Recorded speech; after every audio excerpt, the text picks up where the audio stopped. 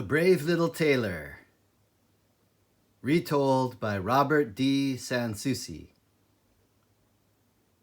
Pictures by Daniel Souci. This is actually a German fairy tale, and it was collected by the brothers Grimm and put into the Grimm's fairy tales. So I hope you enjoy this. It's one of my favorite fairy tales, and I always get a good laugh reading it. Here we go.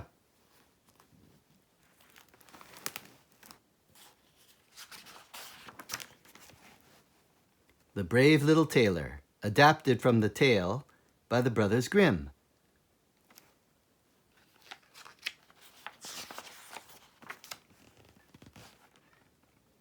For Loretta and Yvette. Special thanks to Fred Smaltz Reed.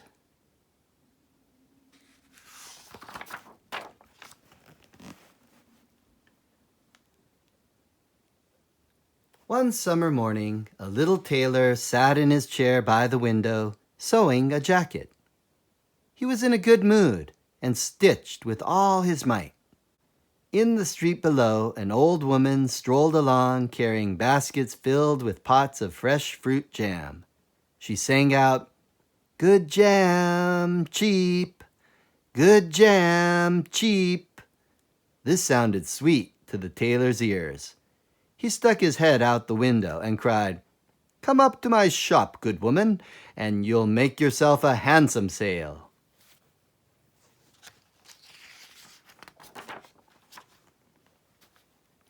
The woman hauled her heavy baskets up the 3 long flights of stairs to the tailor's workshop.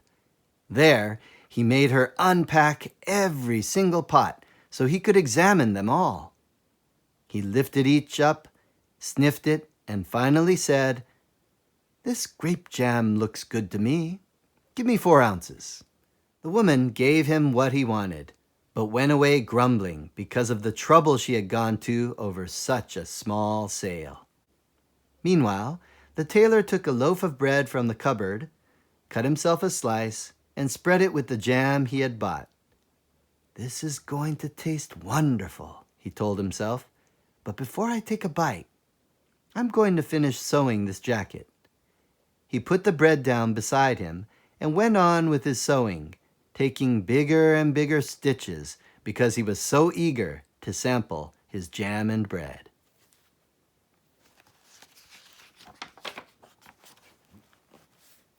Meanwhile, some flies that had been sitting on the wall smelled the jam and came swarming down onto the bread. "Hey, who invited you?" shouted the little tailor, and shooed them away. But the flies refused to stay away and kept coming back in greater and greater numbers. Finally, at the end of his patience, the tailor grabbed a length of cloth. "Just wait, I'll show you," he cried, and struck out at them mercilessly. Flick, flick went the material. When the tailor looked down, 7 flies lay dead upon the windowsill. Seeing this, he admired his own bravery and exclaimed, "What a man I am!" In his excitement, he decided the whole town must hear of my deed.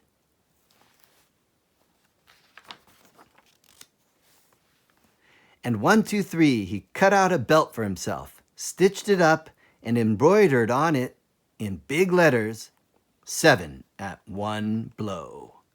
Then he shook his head and said, "Down my foot! I want the whole world to hear of this." So the tailor finished his bread and jam, put on his new belt, and decided to go out into the world, since his shop and his town were too small for such a hero as himself.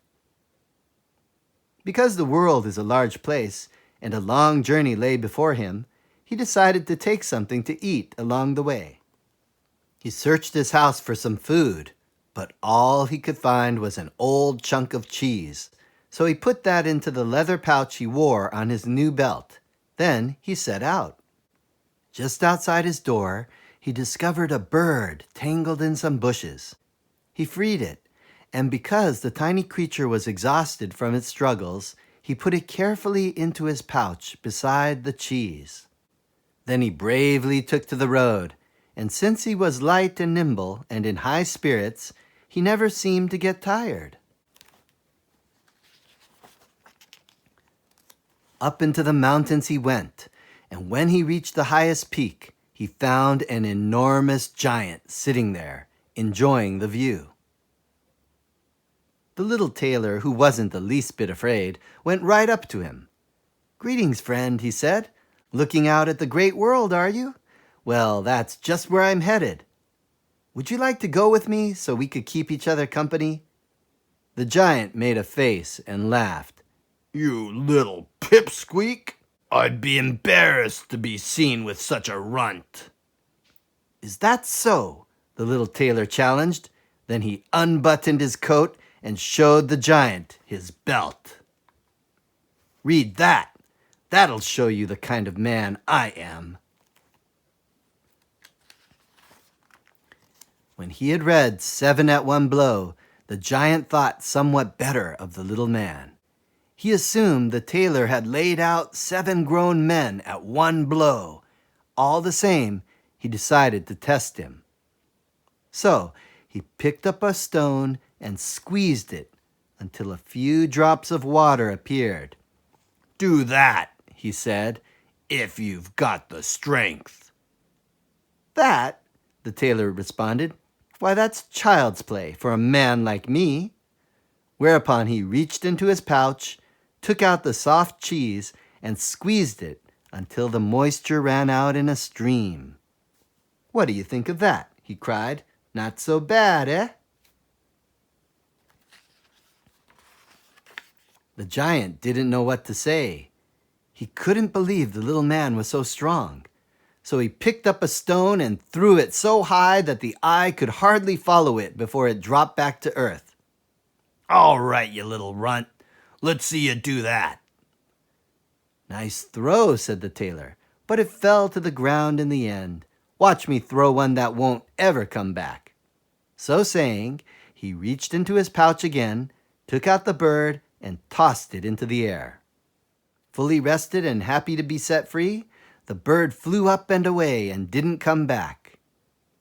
"What do you think of that?" the tailor chuckled. "I've got to admit, you can throw," said the giant, "but now let's see what you can carry." Pointing to a big tree he had torn out by the roots, he said, "If you're strong enough, help me carry this tree out of the forest."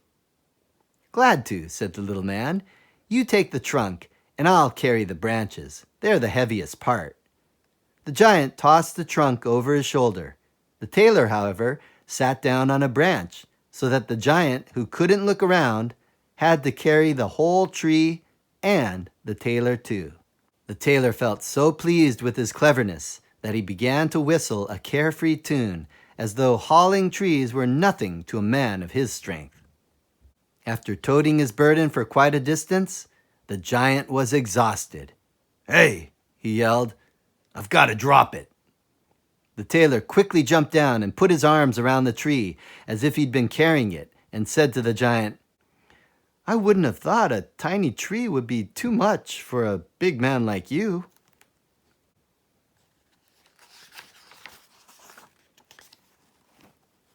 They continued on together until they came to a cherry tree. The giant grabbed the crown where the cherries were the ripest, pulled it down, and handed it to the tailor, and told him to help himself. But when the giant let go, the treetop snapped back into place, and the tailor shot high into the air, falling into some bushes on the other side without hurting himself. The giant cried out, "What's the matter? You mean you're not strong enough to hold down that bit of a sapling?" "Not strong enough?" the tailor huffed. "How can you say such a thing about a man who killed 7 at one blow? I jumped over the tree to show you how strong my legs are. But you try, see if you can do it." The giant tried, but he couldn't clear the cherry tree and got stuck in the upper branches.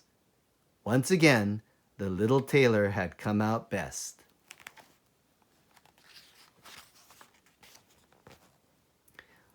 All right, said the giant. If you are so brave, come home with me and spend the night with my family. When they reached the giant's home, the giant's family was sitting around the fireplace, eating noisily. Grudgingly, they shared their meal with the little man. After dinner, the giant showed the tailor to a bed and told him to lie down and sleep. But instead of climbing into the oversized bed, he crept into a corner behind an immense chest to keep watch. At midnight, when the giant thought the tailor must be sound asleep, he got up, took a big oak club, and in the dark, split the bed in two with one stroke. "That fixed the little runt," he told his wife as he settled down into his own bed. In the morning, the giant started into the forest to gather wood. All at once, the little tailor came striding down the path toward them, as bold as could be. "Run for your lives," the giant warned his family. "If he survived that blow last night, he must be strong enough to kill us all." And they loped away as fast as their legs would carry them. Laughing to himself, the tailor made his way farther into the world.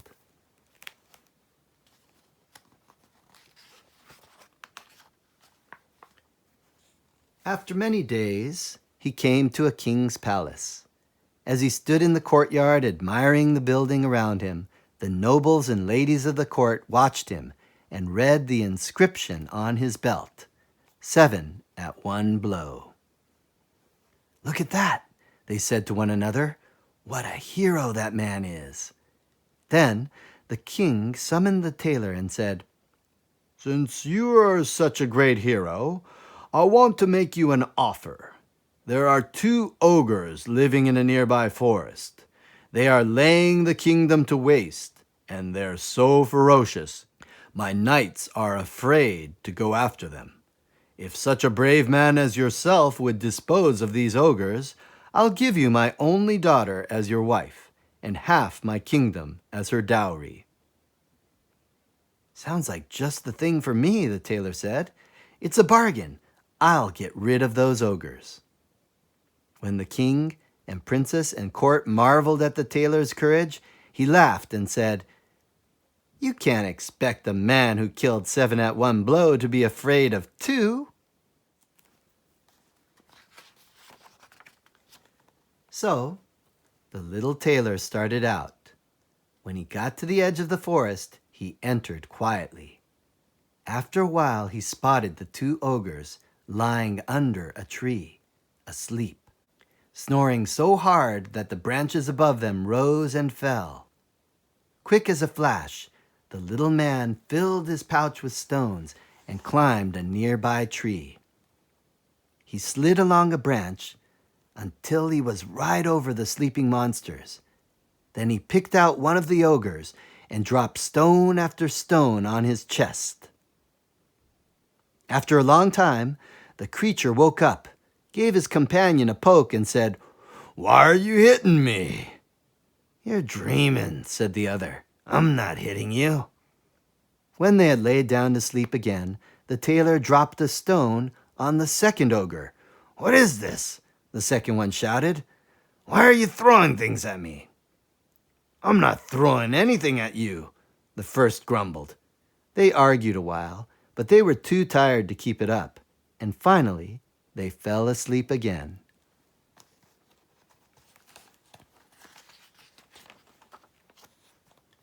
Then the little tailor took his biggest stone and threw it with all his might at the first ogre's chest.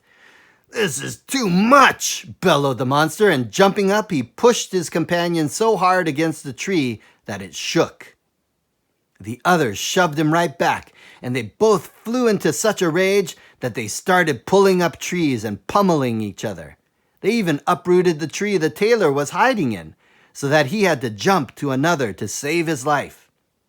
The ogres kept up the fight until they had pounded each other into so much jelly.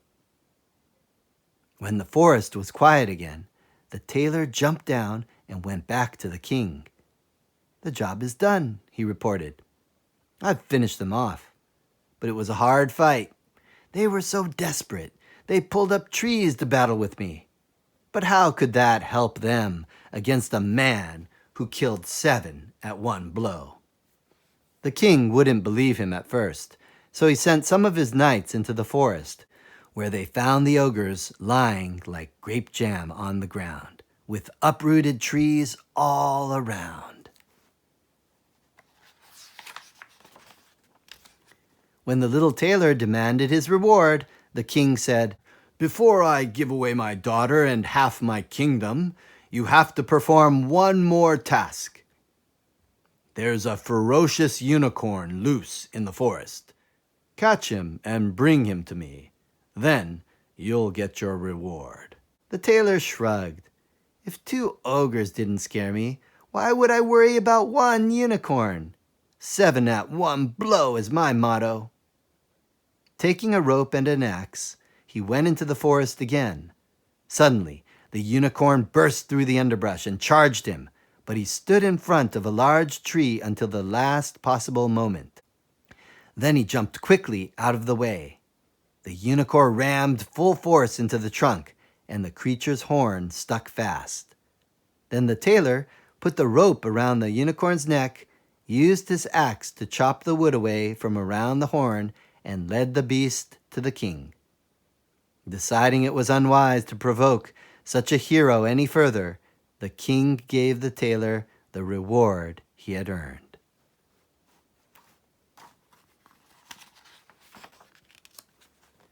The tailor and princess rode to their wedding in a carriage drawn by a unicorn.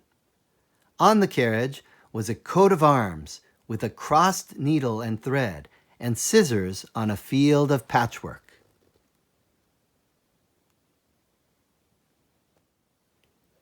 At the top was a silver thimble, and below, in gold, the motto 7 at one blow.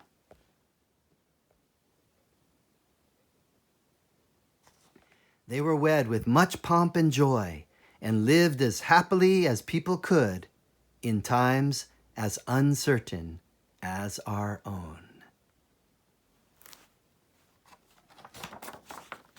All right, there we go. You want to check it out with the card? I invite you to. Here we go. Let's learn a little bit about our author. Robert Souci lives in Berkeley, California, where he works for a publishing company. He is the author of the recently published novel, Emergence. Brother Daniel Souci has won numerous awards for his paintings, and his work is on display in various galleries and in private collections. He now lives in Oakland, California, with his wife, Loretta, and daughter, Yvette. The Brave Little Tailor is the Souci's 3rd book together for Doubleday. They have also co-authored The Legend of Scarface and Song of Sedna. Unfortunately, while I was doing research for this book, I discovered that Robert Souci passed away, I believe, in 2014. But I was surprised to learn that he lives actually very close to my mother and my 2 brothers and their families. Anyway, we hope that you enjoyed this fairy tale from Germany originally and collected by the fabulous Brothers Grimm for Grimm's Fairy Tales. Thank you very much.